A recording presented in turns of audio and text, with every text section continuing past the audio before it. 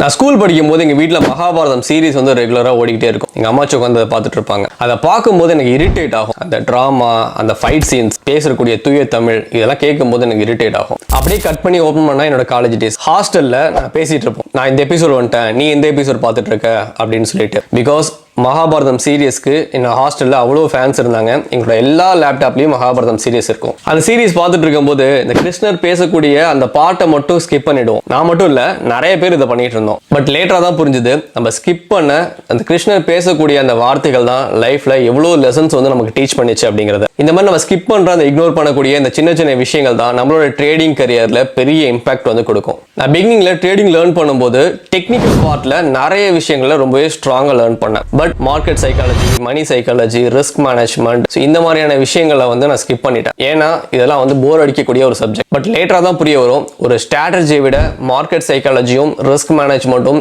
எவ்வளவு இம்பார்ட்டன்ஸ் கொடுக்கும் அப்படிங்கிறது. மகாபாரதம் சீரியஸ்ல கிருஷ்ணனோட வார்த்தைகள் எவ்வளவு முக்கியமோ அதே மாதிரி தான் இங்கே trading psychology, money management, risk management இதெல்லாம் ரொம்பவே முக்கியம். ஸோ நீங்களும் இந்த வீடியோ ஸ்கிப் பண்ணாம ஃபாலோ பண்ணிட்டு ஷேர் பண்ணிடுங்க.